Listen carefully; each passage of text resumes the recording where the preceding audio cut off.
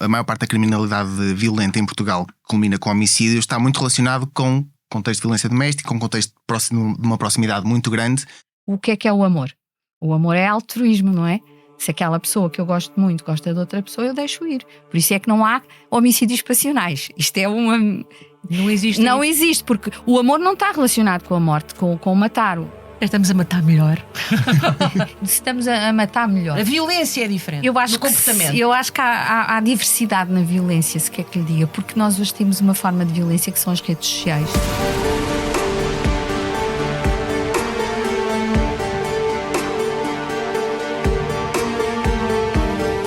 Este é o Aqui Há Crime, um podcast da SIC comigo, Júlia Pinheiro, e com a jornalista do Expresso, Marta Gonçalves, onde lhe contamos alguns dos mais violentos e chocantes crimes que marcaram o país.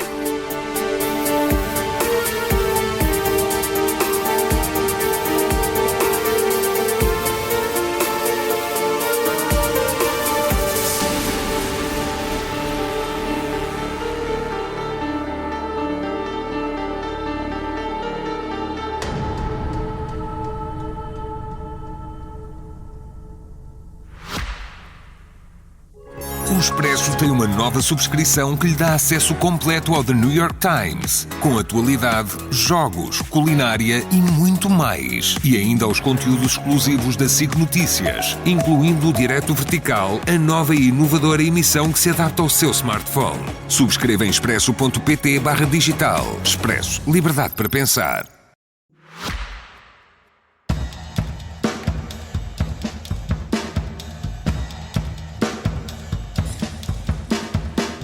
Hoje, a história é outra. Queremos saber como é que alguém se torna um homicida.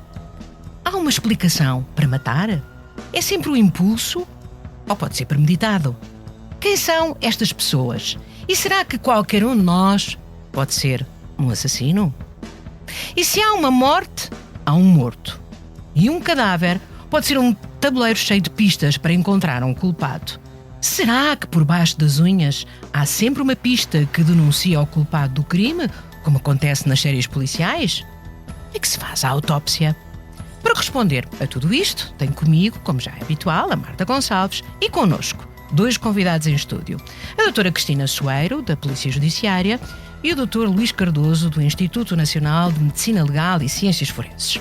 Cristina Soeiro é psicóloga forense e criminal na Polícia Judiciária, é doutorada em Psicologia da Justiça pela Universidade do Minho e há mais de 30 anos é responsável pelo Gabinete de Psicologia e Seleção na Escola da Polícia Judiciária. Tem coordenado projetos de investigação nesta área, tendo contribuído significativamente para a compreensão do conceito de psicopatia, sobretudo no contexto forense. Já Luís Cardoso é médico especialista em Medicina Legal no Instituto Nacional de Medicina Legal e Ciências Forenses, o laboratório do Estado com funções periciais, médico-legais e forenses que atua no âmbito da administração da justiça, ou seja, são quem faz as autópsias durante uma investigação, mas não só. O nosso convidado é responsável pela unidade de patologia forense na delegação do centro desta instituição. A ambos, muito obrigada por terem vindo. Vamos então começar. E comecemos então fazendo a pergunta: como é que começa a investigação de um homicídio? Doutor Luís Cardoso, temos um corpo à nossa frente, a pessoa morreu e tudo indica que foi assassinada. Qual é o protocolo? Como é que se começa uma autópsia destas? Bom, a autópsia começa sempre antes de se entrar na sala de autópsias, não é? A parte fundamental para nós é termos o máximo de informação. Informação das autoridades como ao local, do primeiro médico que verifica o óbito, de qualquer testemunha que haja e, portanto, a primeira coisa que nós fazemos é sempre ver qual é que é a informação disponível e se não tivermos informação suficiente, simplesmente não começamos a autópsia até a termos. Depois, o protocolo da autópsia, ele é mais ou menos standard, quer se trate de uma morte violenta, ou seja, um homicídio, um suicídio, um acidente, ou uma causa natural. Ou uma causa natural, exatamente.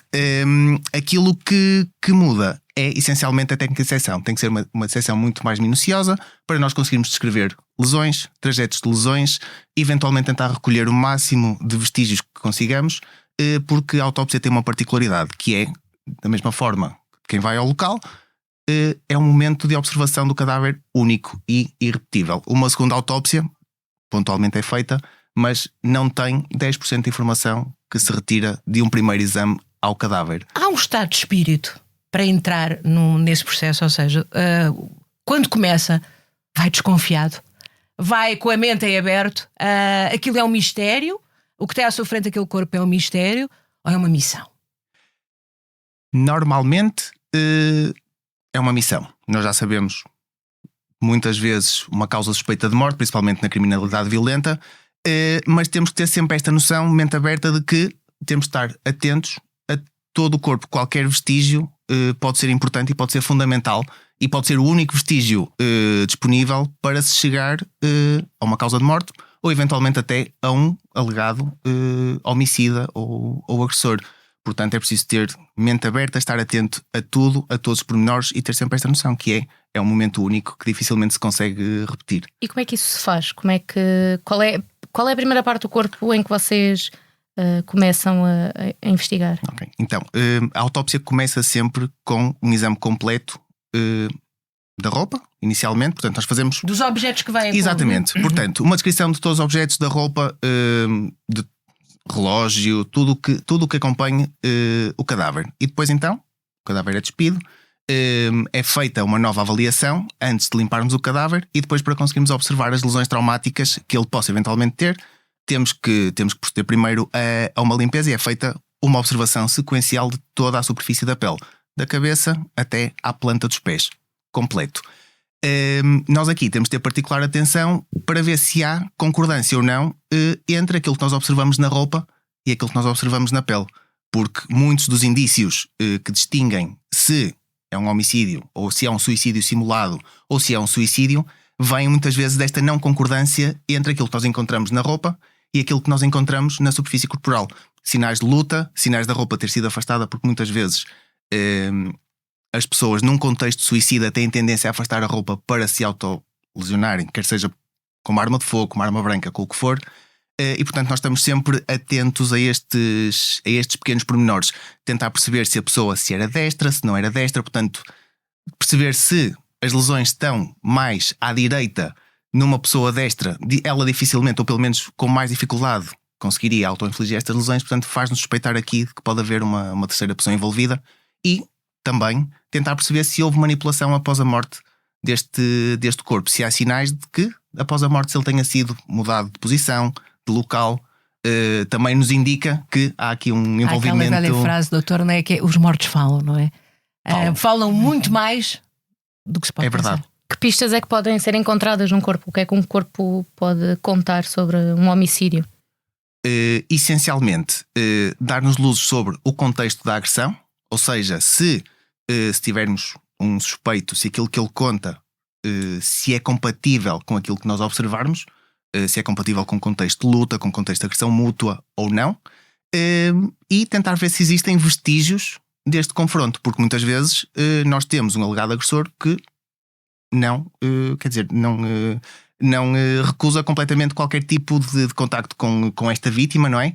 E portanto nós temos que ver se há indícios de contacto, se há material biológico, por exemplo, no contexto de uma relação sexual, no contexto de uma agressão, no contexto de uma defesa. Portanto, uma vítima que se tenta defender, defende-se como? Com as mãos. Portanto, tem tendência a arranhar e tem tendência a ficar com vestígios, material biológico, sangue, células da pele, por exemplo, por baixo das unhas. E sempre que um corpo nos chega ao Instituto de Medicina Legal suspeito de homicídio, ele tem que vir sempre com as mãos protegidas para que não haja qualquer perda ou pelo menos para tentar minimizar esta perda de vestígios e de elementos de prova essenciais. Mas na às vezes investigação. Não há suspeita nenhuma, pois não. São vocês que apontam outro caminho. Sim, felizmente em Portugal nós temos um país ainda relativamente inocente, com uma criminalidade relativamente baixa. Os homicídios que nos aparecem normalmente já há um suspeito, já há um contexto mais ou menos claro. Eu não me recordo, pelo menos da minha prática, lá está. Eu tenho aqui um viés que eu trabalho em Aveiro, portanto uma cidade mais tranquila, e portanto aquilo que nos chega habitualmente é um contexto mais ou menos esclarecido. A criminalidade violenta está muito associada à violência doméstica, por exemplo, e portanto já há ali um contexto e já há um suspeito. Provavelmente para os colegas que trabalham no Algarve, em Lisboa, a realidade será certamente muito, muito diferente. Obviamente tem cadáveres a chegar sem suspeita, ou pelo menos com um contexto violento muito mal esclarecido, e aí sim é um exame muito mais difícil. Queria chamar à nossa conversa a doutora Cristina Soeiro para lhe perguntar, porque nós estamos aqui a falar do estado em que o corpo chega a uma autópsia, mas houve alguém que teve que fazer aquilo, não é? Como é que alguém, para já, é capaz de matar e depois às vezes com tanta violência? O que é que se passa na cabeça dessas pessoas? Então, é assim um fenómeno, falar de homicídio é assim um fenómeno complexo, não é? Nós temos dois grandes tipos de homicídio, podemos dividi-lo. Pronto, fazer assim uma introdução. Nós temos o homicídio simples, que é aquele que é mais comum, e depois temos o homicídio múltiplo, que é aquele que atrai muito mais o cinema. Um exemplo típico é o homicídio em série, não é? Nós não temos... serial killer. O serial killer. Nós só temos 3 casos referenciados em Portugal de homicídio em série. Eu tive a sorte de trabalhar nos 3. Pronto, como psicóloga forense. Há muitas coisas para nos contar. Exato. Pronto, esse fenómeno é mais raro, mas está associado a uma motivação interna, que nós chamamos expressiva. Há 2 formas de motivação, instrumental e expressiva. Pronto, o homicídio múltiplo é mais raro, é menos frequente e portanto, na nossa referencial criminal não é tão saliente, mas é uma forma de homicídio do ponto de vista da explicação psicológica mais linear, mais homogénea. Geralmente as pessoas que fazem isto têm uma forte carga de problemas ao nível da saúde mental. Geralmente são quadros de comorbilidade. Temos, por exemplo, uma pessoa que tem uma perturbação da personalidade, como a psicopatia, em conjugação com a personalidade sádica ou em conjugação com um quadro psicótico. Isto é raro, felizmente. Então, a nossa cultura ainda tem um modelo familiar positivo, integrativo, aqui, como dizia aqui o meu parceiro, não é? Pronto.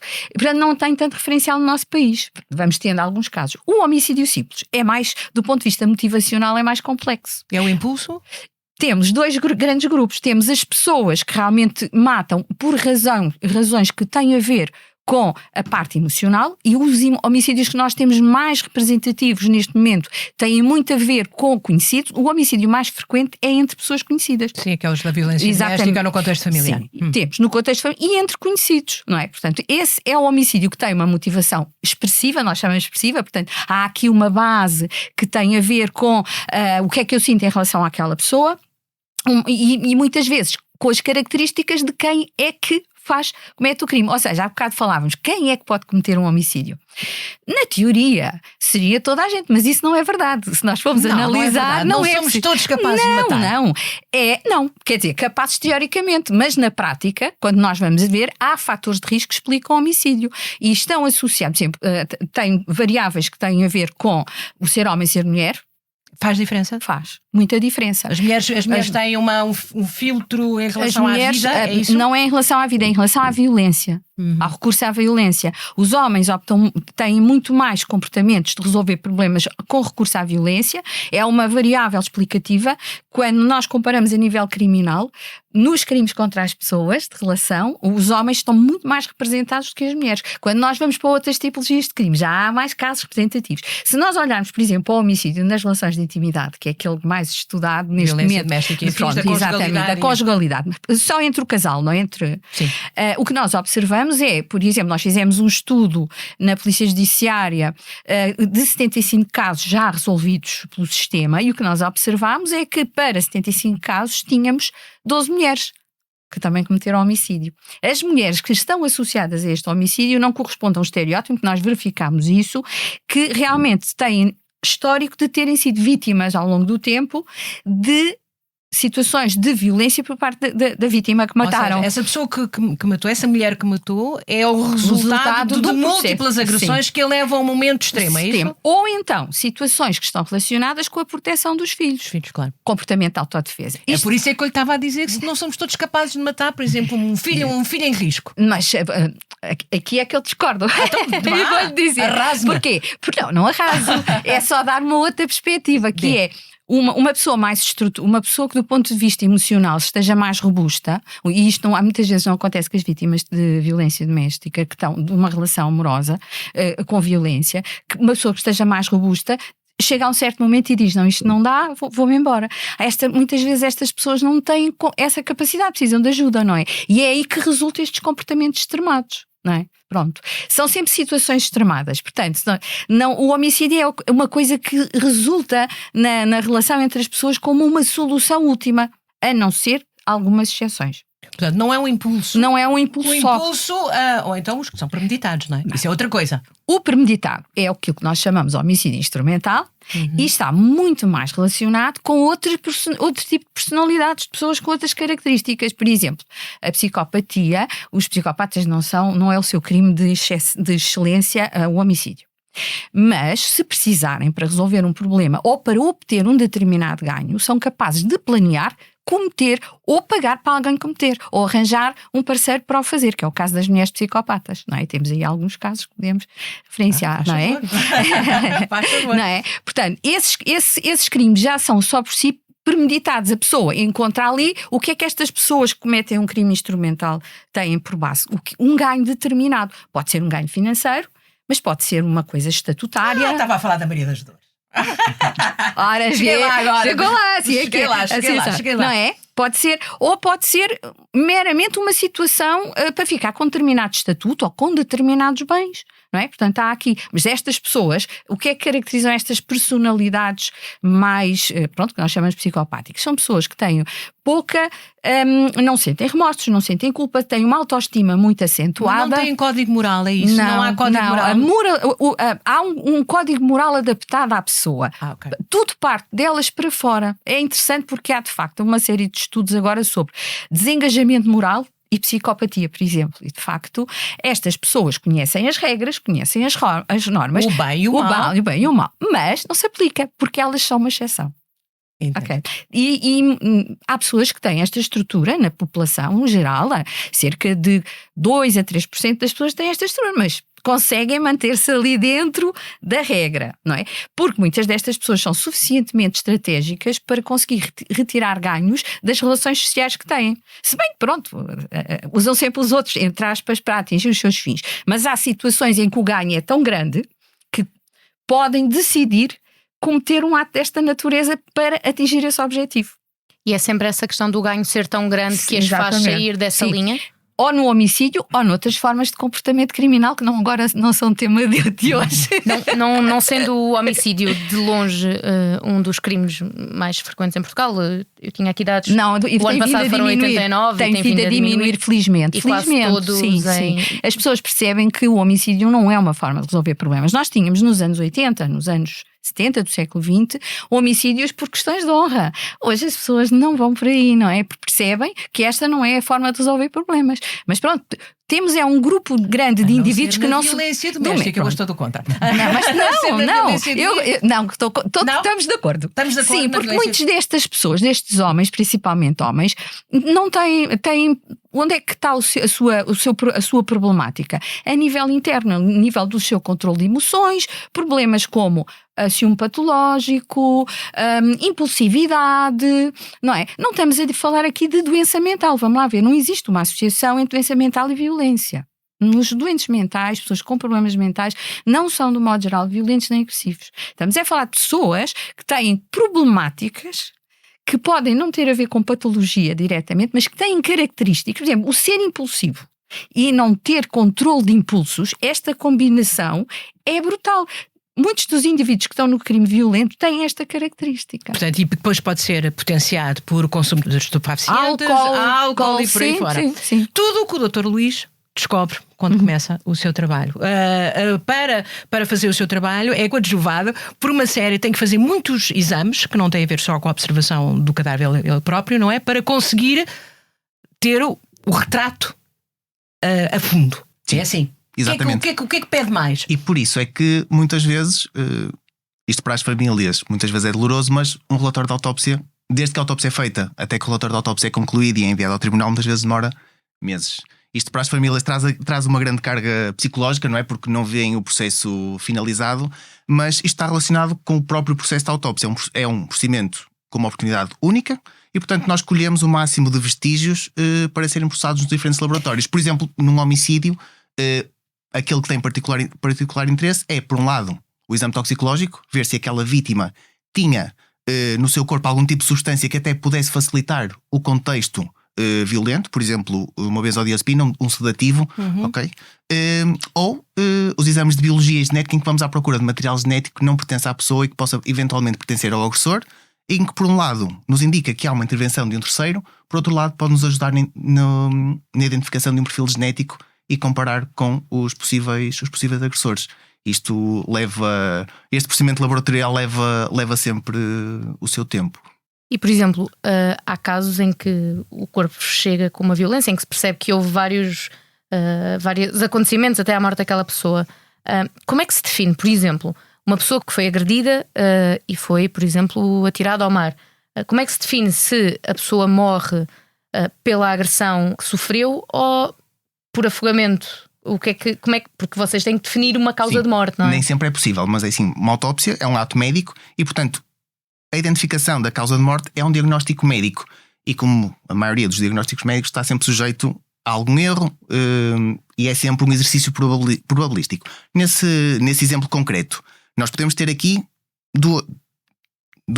um espectro branco, um espectro negro e depois uma zona cinzenta muito grande. Nós, por um lado, podemos ter lesões traumáticas que são incompatíveis com a vida e, portanto, aquela pessoa, antes de chegar à água, já apresentava lesões traumáticas que não permitiam que ela sobrevivesse. Por outro lado, podemos ter lesões traumáticas perfeitamente benignas e um contexto, achados na autópsia, que nos indicam que aquela pessoa sofreu uma asfixia por afogamento. Por exemplo, presença de detritos de areia, por exemplo, nas vias aéreas, nos pulmões, nos brônquios. Existem alguns outros achados. E pelo meio temos aqui... Se foi água do mar ou se foi outra água qualquer, por exemplo, num contexto... pode ser para afogamento. Existem alguns métodos científicos para tentar distinguir. Não é muito fácil. No caso concreto, por exemplo, de vítimas, isto é mais comum em contexto suicida, que se lançam à água nos rios e depois acabam por aparecer numa praia a 30, 40, 50 quilómetros. Na autópsia, muitas vezes os cadáveres já chegam com algum grau de decomposição e, portanto, a autópsia é sempre um bocadinho mais difícil. Mas nunca é possível distinguir em absoluto se provém de água doce ou se provém diretamente de água salgada. Isto é difícil. Mas em relação a este exemplo, aquilo que nós temos que nos dá muita utilidade é tentar perceber se as lesões que a pessoa tem se apresentam características de algum grau de algum tempo de sobrevivência. Ou seja, quando nós nos magoamos em casa, por exemplo, batemos contra qualquer coisa, fazemos um traumatismo, o nosso corpo automaticamente reage. Aquela zona incha, fica vermelha, fica mais quente, e isto é, para todas as lesões traumáticas, é igual. E, portanto, mesmo numa pessoa que acaba por ter um desfecho fatal, o corpo automaticamente reage. E deixa um registro. Sim. Deixa um registro, que mais não seja numa análise microscópica, nós conseguimos perceber se houve tempo suficiente para haver uma reação inflamatória, aquilo que nós chamamos na nossa linguagem médica uma reação inflamatória. Portanto, conjunto de células que vão para o local destes traumatismos, que tentam, por um lado, conter a lesão, por outro lado, iniciar automaticamente o processo de recuperação desta lesão e de reparação. Se não há tempo suficiente para isto, então, muito provavelmente, há aqui uma asfixia. Exatamente. Claro, são marcadores de tempo. Doutora Cristina, que é uma autópsia psicológica? Isso é um tema. Não, isso é um tema muito discutido, não é? Porque, por exemplo, nós ao nível da psicologia, como na psicologia forense, não trabalhamos muito essa perspectiva. Aliás, não trabalhamos. Porque nós trabalhamos mais com a perspectiva do comportamento do agressor, não é? Ou então vamos pedir os exames médico-legais ao médico, não é? Isto é uma perspectiva que foi criada, não é? Por um médico nosso, não é? Mas que é um modelo que não é muito compatível com a nossa abordagem, porque obviamente é aquilo um bocadinho que falavam há pouco, que o corpo dá informação, mas eu, por exemplo, como psicóloga forense, estou muito focada em saber, não é? Se eu estiver a trabalhar sobre homicídio, estou muito focada nas características dos suspeitos que estão associados. Obviamente que nós, para fazermos uma perícia de um agressor, não nos limitamos a fazer uma avaliação, uma entrevista. temos que fazer outro tipo de recolha de informação, até porque durante uma entrevista eles podem contar a história que quiserem contar. Portanto, nós vamos fazer recolha de informação colateral. E uma das fontes de informação colateral que nós analisamos é os relatórios da polícia, os relatórios, informação dos proxy, portanto, da família, tudo o que a polícia recolheu, mas também os relatórios da vítima médico-legais, que geralmente estão muito bem explicados e que fazem parte do processo. Portanto, nós na psicologia forense vamos por aí. Obviamente, se houver algo... Eu recordo, por exemplo, o primeiro caso que eu trabalhei como psicóloga forense, eu não percebia nada, não trabalhei nada, foi estudar. Foi o caso do Destripador de Lisboa. Famosíssimo. Até aos dias onde é que isso nos levava? Exatamente. E nessa altura eu nunca sequer tinha visto um morto. Ai pá, foi muito interessante.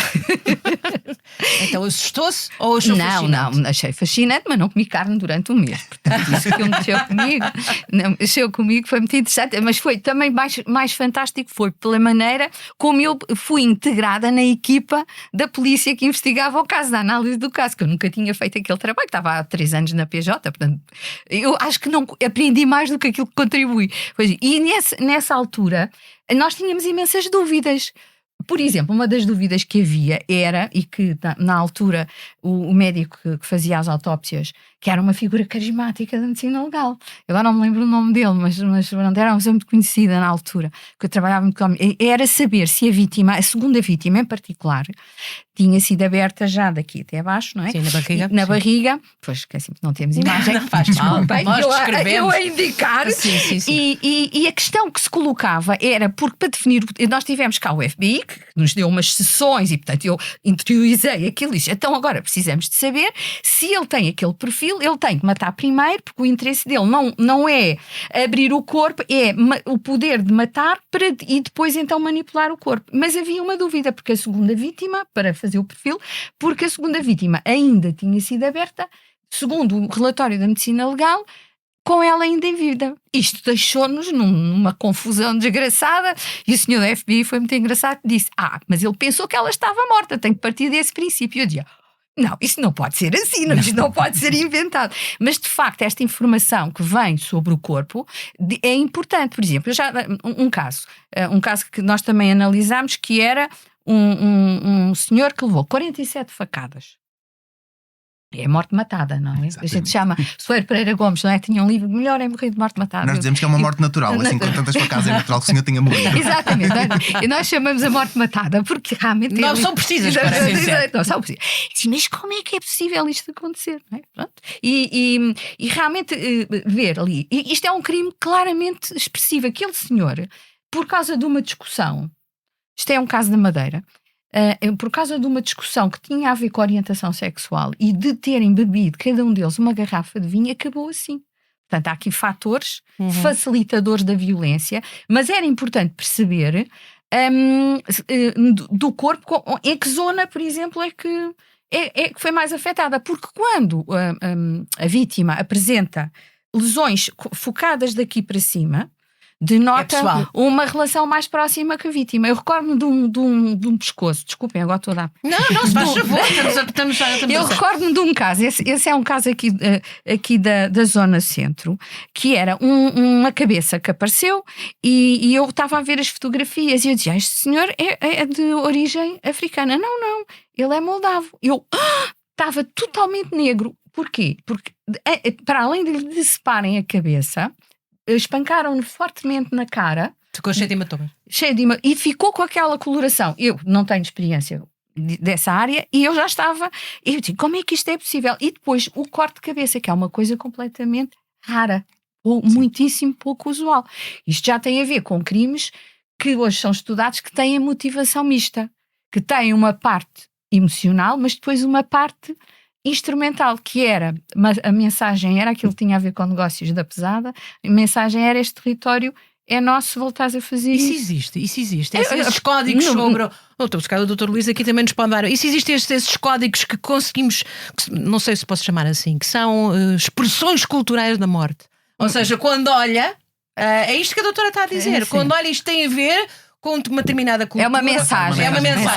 Hoje eu acho que essas mensagens estão um pouco mais controladas de outra forma, porque de facto hoje em dia, com os meios e com a evolução da investigação criminal, estas situações já têm outro tipo de impacto. Isto é um caso mais antigo, mas há outras formas de facto marcar posição, não é? Doutor Luís, quer contar alguma coisa da sua experiência? Tinha visto alguma coisa que diz imediatamente isto tem a ver com questões da pesada, tem a ver com questões, sei lá, culturais, religiosas, afins, não sei.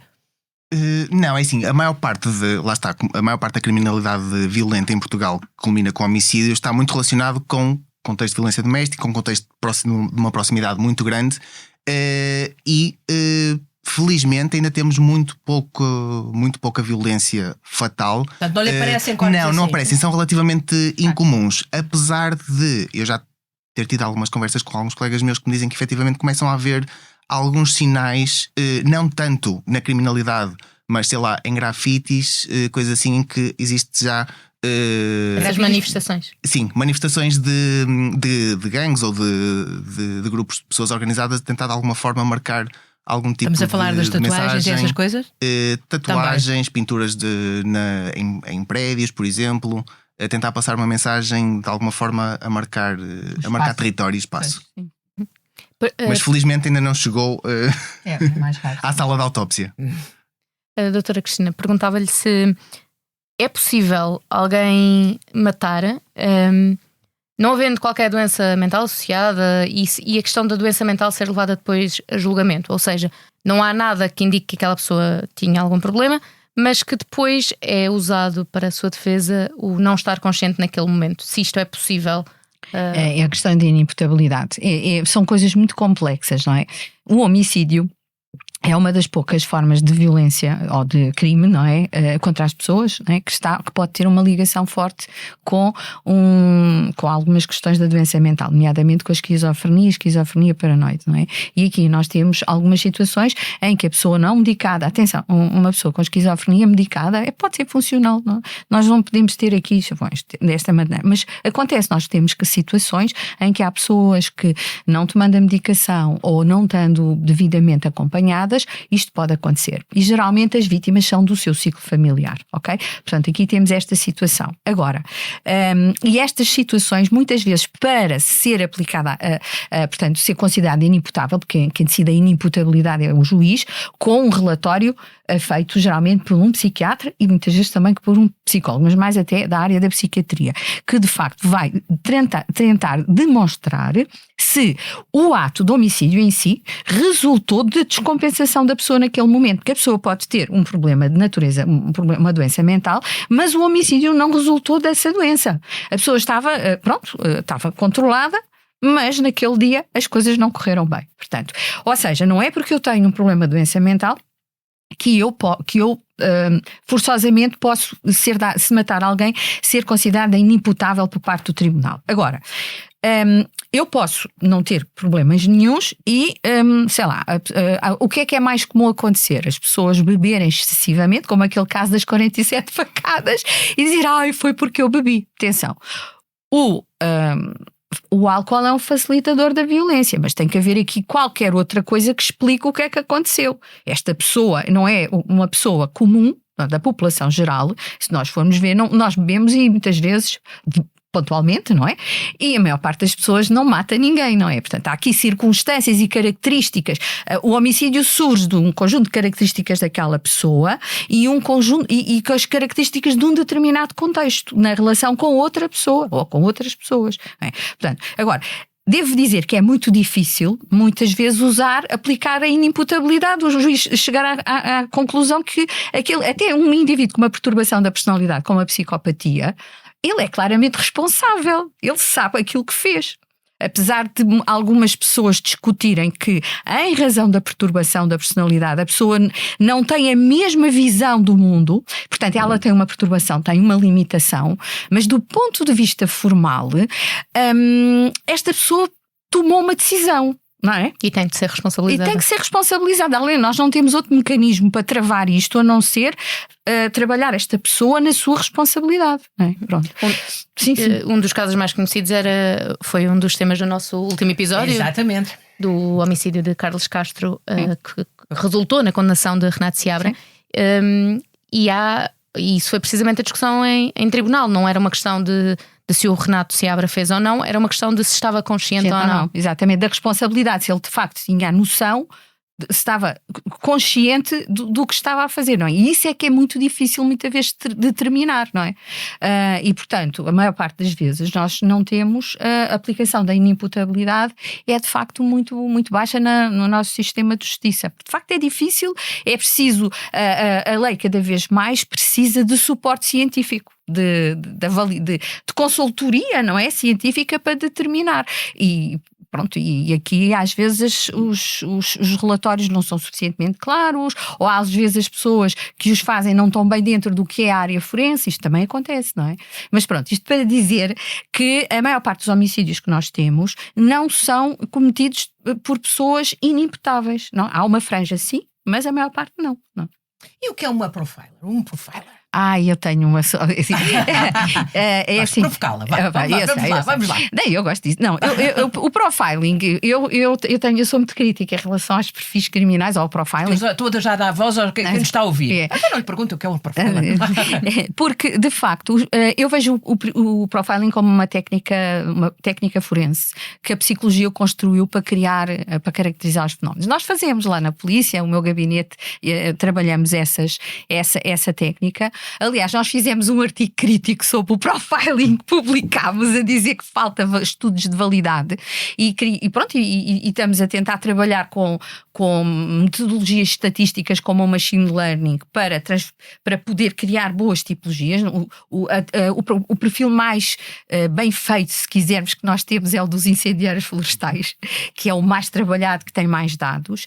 Agora, o que é o profiling? O profiling é uma técnica que pega num fenómeno criminal, seleciona as variáveis e tenta ver a sua complexidade. Por exemplo, é uma tipologia. Mas tem a ver com a marcação de padrões do comportamento criminal. Exatamente, é isso mesmo. Nós começamos, é ao contrário da maior parte dos estudos de investigação científica. Nós começamos por exemplo, eu neste momento estou a elaborar o perfil dos incendiários florestais de 2025. O que Trabalho lá isso, faz favor. Estamos a receber dos departamentos, nós temos já uma ficha feita com as variáveis explicativas do que é um incêndio florestal. Eles respondem lá, os polícias que têm os processos, que têm os indivíduos respondem àquilo, nós recebemos, introduzimos aquilo num programa estatístico, lamento, não é glamouroso. Fazemos entrevista de alguns casos que já são exceção, porque já temos cerca de 1000 casos na base de dados. Quando, por exemplo, mulheres incendiárias é mais raro, também fazemos entrevistas, jovens incendiários é mais raro também. E depois, o que é que nós estabelecemos estatisticamente o padrão do comportamento criminal? Os padrões, porque geralmente nos incêndios nós temos 3 padrões. No homicídio, por exemplo, temos 4 padrões. No homicídio, nas relações de intimidade, temos 3 padrões diferentes de indivíduos ou de comportamento criminal. Portanto, isto dá-nos o quê? Uma visão de que o fenómeno é complexo, tem várias nuances. Há vários tipos de indivíduos, não há ninguém que calhe 100% num perfil, mas há uma tendência. O que é que isto interessa? Por exemplo, são características de indivíduos diferentes. Por exemplo, estabelecer uma estratégia de comunicação com aquele indivíduo. Mas, por exemplo, usou-se muito os perfis dos incêndios florestais nas campanhas do Portugal Chama para perceber qual a comunicação a utilizar. Certo. Fiquei muito orgulhosa que esse trabalho que foi feito na polícia pudesse ter essa aplicação. Aplauso. Não é? Pronto. Mas eu não sou profiler, por exemplo, eu sou psicóloga forense. Fazer profiling é preciso estudar muito psicologia criminal e saber muito sobre isso e saber ir ao terreno, saber fazer uma entrevista a uma pessoa que comete um crime, não é? Saber o que perguntar, onde é que nós sabemos isto? Temos que estudar o assunto, não é? O que é que define cada um dos tipos de crime? O que é um crime instrumental? O que é um crime expressivo? E saber que características é que eu devo procurar nos relatórios, da informação. Pronto, é complexo, é interessante, é um desafio. E com toda essa complexidade, posso desafiá-la a dar-me um perfil do que seria um homicida no contexto português? O que é que não? Posso-lhe dar as nossas tipologias. Por exemplo? Nós temos uma tipologia que é claramente o homicídio nas relações de intimidade, que é aquele que tem características muito específicas, e aí dentro você tem os indivíduos que têm perturbações da personalidade, que são mais matam até as ex-companheiras, até passado 3, 4 anos. Isto foi uma das áreas que eu tinha muita curiosidade de perceber, porque é que um homem mata uma mulher depois de 4 anos de divórcio. E só percebi quando um deles me explicou, não é? Porque é que fazia isso. Ele disse-me, naquele dia eu percebi que ela nunca ia voltar para mim. Que é, portanto, ele depois do divórcio e depois dela ter... Ainda havia uma esperança. Havia uma esperança que a relação se retomasse. Ele disse, naquele dia eu percebi que ela estava apaixonada por aquele indivíduo e que aquele indivíduo gostava dela e a tratava bem. E eu, sem ela, não ia ficar. Portanto, isto é um estilo, há um grupo de indivíduos que têm têm uma estrutura de personalidade mais centralizada, mais centrada, autocentrada, não é? Tem uma personalidade em que a empatia para com o outro é muito baixa, não é? O que é o amor? O amor é altruísmo, não é? Se aquela pessoa que eu gosto muito gosta de outra pessoa, eu deixo ir. Por isso é que não há homicídios passionais. Isto é uma... Não existe. Não existe, porque o amor não está relacionado com a morte, com matar. Pronto, lá o Romeu e Julieta é outra visão. Isso é literatura. Mas uma pessoa que gosta de outra não faz isso, não é? Portanto, isto é um tipo. Depois temos os homicídios que são cometidos por questões instrumentais relacionadas com outros crimes, ou com roubo, por exemplo, ou com situações de tráfico de droga. Isso são crimes instrumentais, não é? E depois temos os outros crimes dentro da família, ou entre conhecidos, rixas. Geralmente são pessoas que bebem, que não têm tanto controlo, não têm uma visão tão estruturada das suas responsabilidades e, portanto, é complexo. O homicídio, apesar de não ser muito frequente, ser um crime que veio a diminuir nos últimos 10 anos, a tendência é essa, tem as suas particularidades e é complexo. Mas a justiça e a sociedade conseguiu terminar mais com os crimes mais instrumentais, mas ficaram os outros em que nós temos vítimas e agressores mais instáveis. Não é? Ainda que vocês tenham dito ambos que a criminalidade violenta baixou, pergunto, Dr. Luís, se quando é violenta é mais violenta do que qualquer, da sua experiência. Quando é violenta, habitualmente no contexto de violência doméstica, não é tão violenta por uma razão, pelo menos é da minha experiência, que é o método, habitualmente é um método mais limpo, ou seja, o acesso a armas de fogo principalmente é um bocadinho mais fácil do que era antigamente. Antigamente o crime era muito, sei lá, com enxada, com martelo, com instrumentos mais rudes. Exatamente, sim. Agora acaba por ser um crime um bocadinho mais limpo, mas ainda assim, tendo em conta o contexto, o cenário do crime propriamente dito, acaba por ser igualmente violento, porque existe muito. Estava a dizer uma coisa, eu revejo muito isso nas vítimas que eu avalio no contexto da clínica, que é muito comum a ameaça de um ex-companheiro: não és minha, também não has de ser de mais ninguém.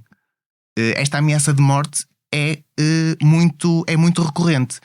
Este ciúme patológico e esta, não é amor, é esta necessidade quase de posse. Doutora, a violência de facto tem gradação, não é? Aquilo que eu perguntei ao Dr. Luís, pergunto-lhe assim também. De facto, estamos a... Isto é horrível o que eu vou dizer. Estamos a matar melhor. De maneira entre aspas. diferente. Entre aspas. Estamos a matar melhor. Já não vou para matar. A violência é diferente. Eu acho no comportamento. Eu acho que há diversidade na violência, se quer que lhe diga, porque nós hoje temos uma forma de violência que são as redes sociais. Exatamente. E o que é que nós temos? O stalking, por exemplo, que está muito associado ao homicídio também, não é? Principalmente nas relações de intimidade. Nós vemos alguns indivíduos que têm este tipo de... usam estas ferramentas para controlar onde está a vítima, para fazer stalking com as pessoas. Há estratégias, há indivíduos que são muito criativos, montam um sistema de vigilância sem que a vítima se aperceba, usando os contactos que têm com a família da vítima, com quem ainda às vezes têm uma boa relação, e montam um sistema de controle da vítima, sei lá. E isso deve-se um bocadinho a estes meios novos que nós temos, não é? Dos telemóveis, novas formas de violência, que é isso que eu noto, sim, que causam também muito medo e muito desespero, não é? Os telefonemas, os envios de mensagens, eu mandar uma mensagem e dizer: eu sei que tu estás no ginásio. A pessoa fez, é um caso de uma vítima, ela diz: como é que ele sabe que eu mudei de ginásio, não é? Quer dizer, isso faz com que a violência seja mais prolongada no tempo. Sim, fica lá, não é? Sim. Antes de haver aquele momento mais marcante, não é? E falando no caso de um homicídio, normalmente há mais essa violência antes. Há aqui uma pergunta que também se calhar estão todos a fazer lá em casa, que é: um homicida volta sempre a matar ou basta uma vez? O que nós temos, isso foi uma das coisas, por exemplo, nós tentámos analisar no caso das relações de intimidade. Nós fizemos o estudo em alguns estabelecimentos prisionais, um deles era a Carregueira, e tínhamos lá dois indivíduos que já tinham morto duas companheiras. Que é um fenómeno raro. Geralmente o homicídio é um crime cuja taxa de resolução dos sistemas de justiça é muito elevada. Portanto, os crimes não resolvidos por parte... Um caso recente, assim, se não estou em erro. Sim, há um recente. Sim. Mas a taxa de casos não resolvidos, porque é um crime que é da exclusividade da Polícia Judiciária, a taxa de crimes não resolvidos é muito baixa. E portanto... E daí dizer-se que a Polícia Judiciária é muito boa. Exatamente.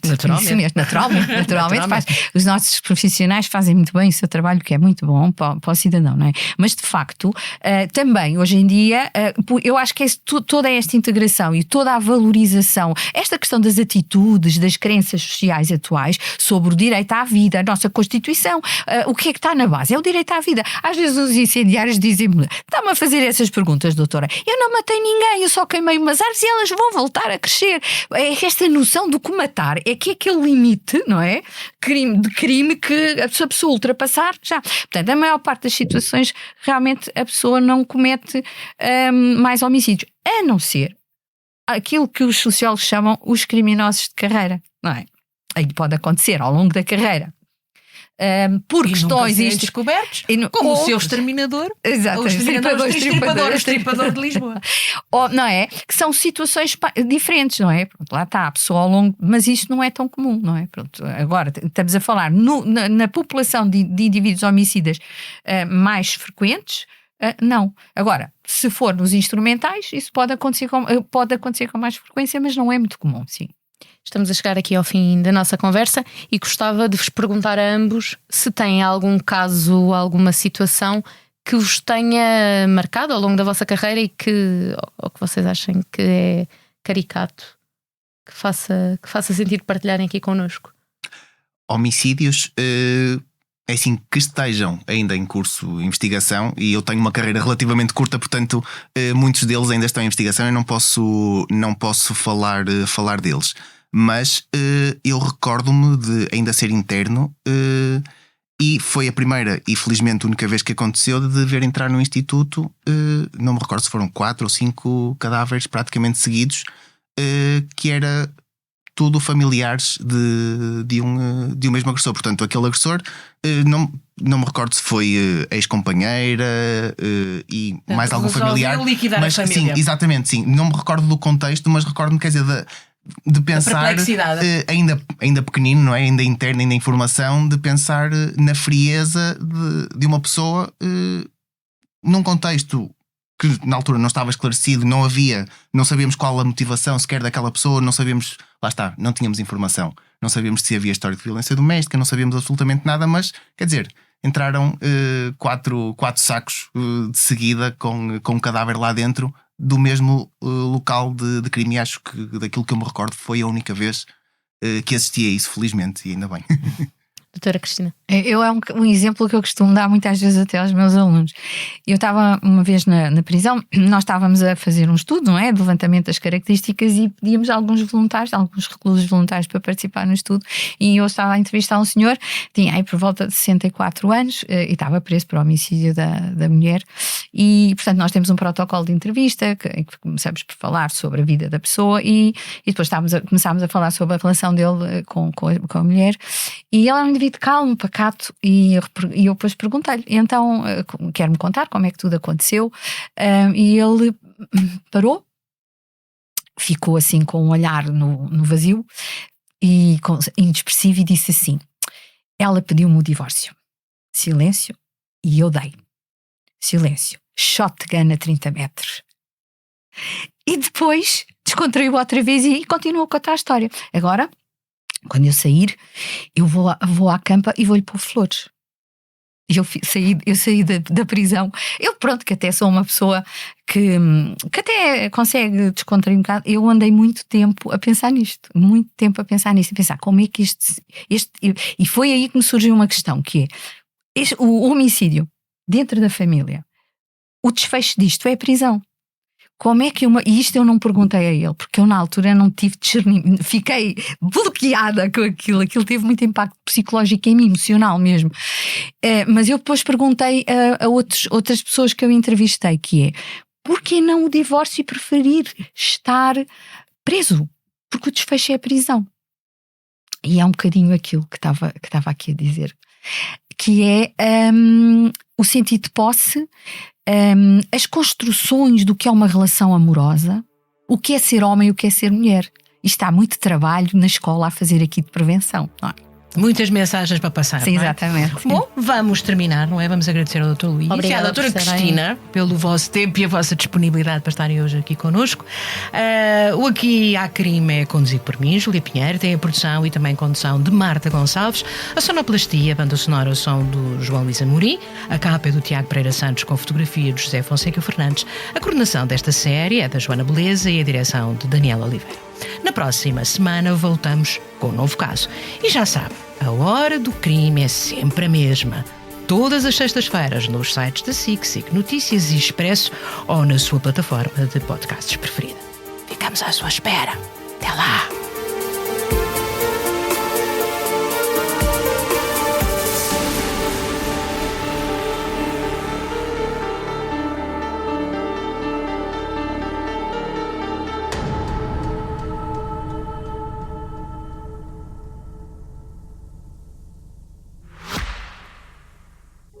O Expresso tem uma nova subscrição que lhe dá acesso completo ao The New York Times, com atualidade, jogos, culinária e muito mais. E ainda aos conteúdos exclusivos da SIC Notícias, incluindo o Direto Vertical, a nova e inovadora emissão que se adapta ao seu smartphone. Subscreva em expresso.pt/digital. Expresso. Liberdade para pensar.